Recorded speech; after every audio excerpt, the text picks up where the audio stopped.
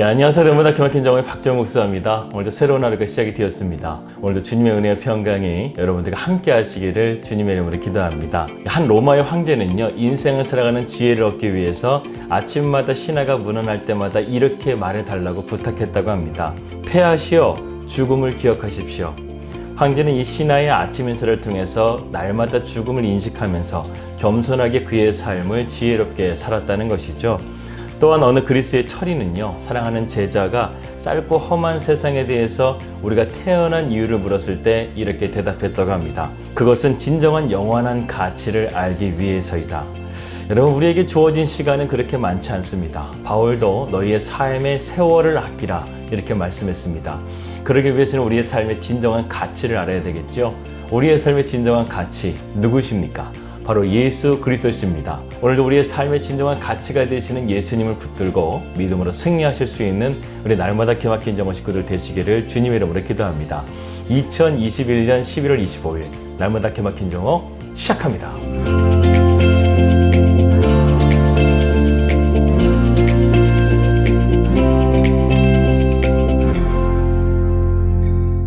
말씀 들어가도록 하겠습니다. 어제 우리는 재림에 대한 말씀을 통해서 죽은 자의 부활이 어떻게 되는가에 대해서 함께 생각해 보았습니다.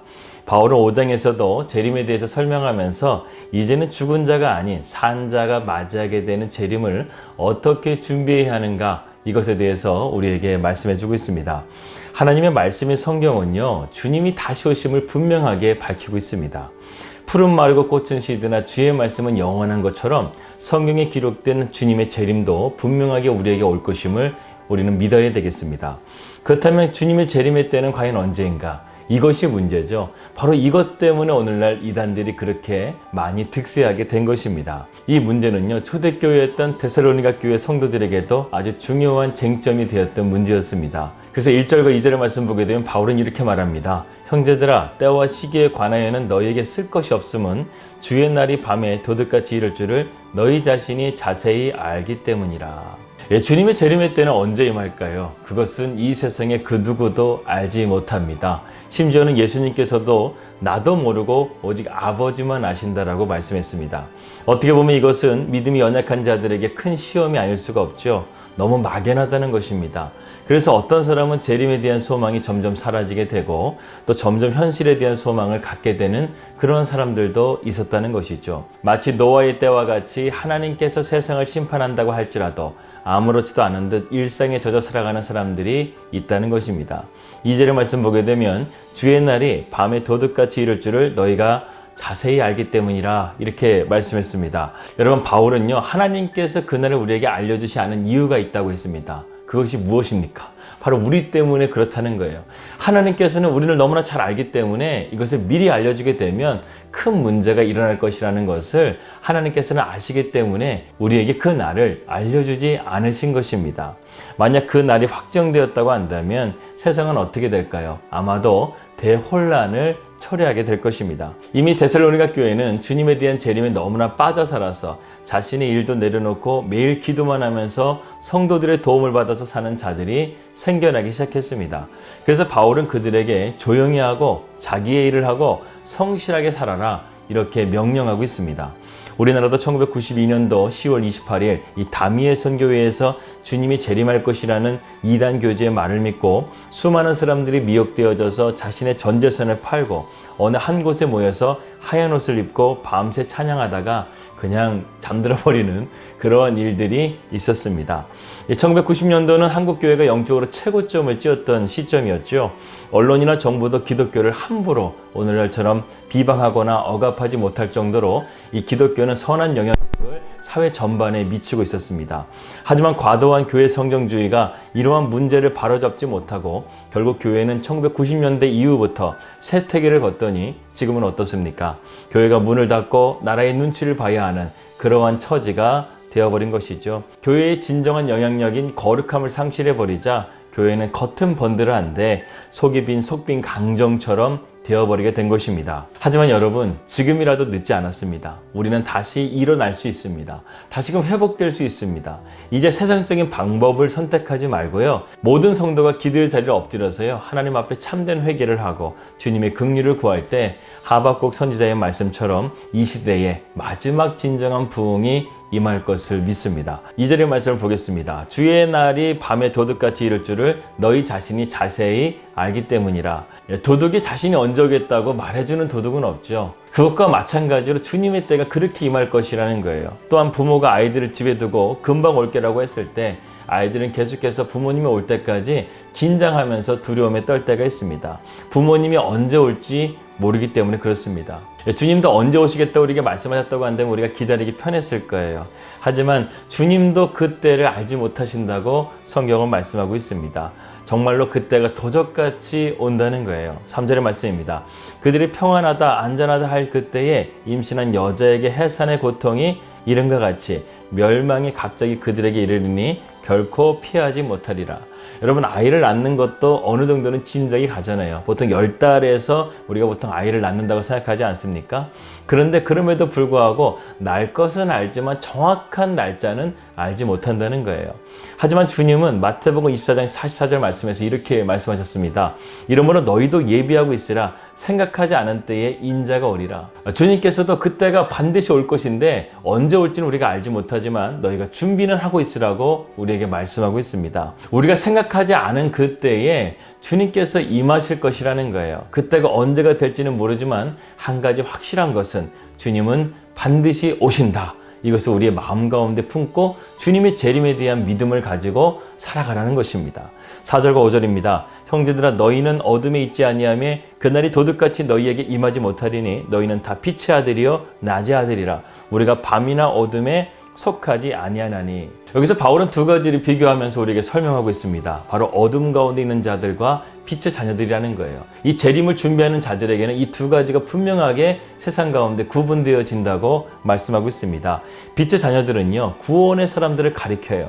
어둠의 자녀들은 어떤 사람들입니까? 거듭나지 못한 자들, 구원받지 못한 자들을 말씀하고 있습니다. 예수님이 언제 오실지 모르고 자신의 탐욕과 야망을 위해서 살아가는 사람들은 예수님을 믿지 않는 자들, 어둠에 속한 자들이라고 할 수 있습니다. 그런데요, 우리가 예수님을 믿는다고 하면서도 다 예수님을 깨어서 맞이할 수 있을까요? 그렇지 않다는 것입니다. 구원받은 사람들이라 할지라도 모두 주님의 오심을 기다리고 준비하지 않는다는 것입니다. 이처럼 낮에 속한 사람과 어둠에 속한 사람은 다를 수밖에 없다는 것이죠. 영적인 어둠 가운데 있다고 한다면 방탕한 생활을 하는 것은 당연한 것입니다. 그러나 믿는 자들, 즉 빛 가운데 속한 사람은 그럴 수가 없다는 것이죠. 구원받은 자들은 어떤 사람들입니까? 주님의 말씀에 깨어 있어서 늘 빛 가운데 거하는 사람을 우리는 구원받는 자라고 말씀합니다. 여러분은 어떠십니까? 세상은 점점 갈수록 주님의 때가 가까워지는 것 같은데 세상은 왜 점점 갈수록 타락해가고 소돔과 고모라와 같이 죄악으로 가득 차 있는 것일까요?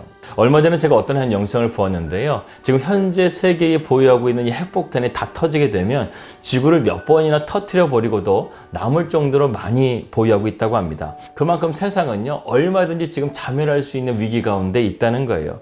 지구도 이제는 더 이상 안전하지가 않습니다. 매일 저는 세상에서 일어나는 자연재앙에 대한 영상들을 좀 유심히 보고 있는데요. 그것을 보면서 느끼는 것은 하나님이 창조하신 이 지구가 정말 지금은 아파하고 있구나, 힘들어하고 있구나, 이것을 느끼게 됩니다. 이제는 지구의 자전 능력이 점점 갈수록 약해져 가고 있습니다. 북극이 녹고 있어요. 그러면 지구상의 땅은 점점 줄어들게 되고 결국 세상은 또 다른 재앙을 초래하게 될 것입니다. 또한 우리에게는 전쟁의 위협이 있습니다. 핵폭탄과 같이 어마무시한 위력이 한 번 터지게 되면 그것은 한 발로 절대 끝나지가 않는다는 것이죠. 결국 세상은 전쟁으로 멸망할 수 있는 위기 가운데 우리는 살아가고 있다는 것입니다.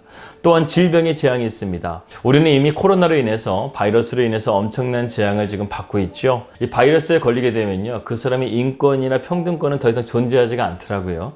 뉴질랜드도 바이러스의 위험 국가에 있는 자들은 국경이 개방될 때까지 자국민인데도 불구하고 지금 이 나라에 들어오지 못하고 막고 있는 상황 가운데 있습니다. 그리고 무엇보다 교회가 무너지는 것 또한 재앙이라고 할 수 있습니다. 이 땅의 마지막 보리인 교회가 지금 무너지고 있다는 거예요. 이건 뉴질랜드만 보더라도 108일째 락다운으로 교회의 문이 닫혀버렸습니다. 저희는 그래도 목회자의 가정이라 매일 예배를 자체적으로 드리고 그리고 성경 통독도 하면서 어떻게든 기도하면서 버티고 있는데 그런데 일반 성도들은 과연 어떨까요? 개중에는 믿음으로 살아보려고 몸부림치는 분들도 있을 것입니다. 하지만 대부분은 그렇지가 않다는 거예요. 현실에 대한 압박감으로 주님을 붙잡기보다 세상에 휘둘리는 삶을 살아가고 있다는 것입니다. 여러분 정말 무서운 세상이 되어가고 있어요. 재림과 그때는 알 수 없지만 임신한 여인이 아이를 낳을 때 짐작할 수 있는 것처럼 그때가 멀지 않았다는 것을 우리는 느끼고 알고 있다는 것입니다. 이럴 때 우리는 어떻게 해야 될까요? 바울은 두 가지를 우리에게 제시해주고 있습니다. 첫 번째는 무엇이냐면 믿음으로 기다려야 된다는 거예요. 너희는 다 빛의 아들이여 낮의 아들이라 우리가 밤이나 어둠에 속하지 아니하나니 빛의 자녀는요 믿음으로써 이 때를 위해서 기다리라는 것입니다. 바울은 재림에 대한 참된 소망을 기다리는 자들을 빛의 자녀라고 지금 말씀하고 있는 거예요. 이러한 자들은 믿음의 사람이라는 것입니다. 초대교회 성도들이 그렇게 환난과 핍박 속에서도 믿음을 지킬 수 있었던 이유는 바로 재림에 대한 소망 때문이었죠.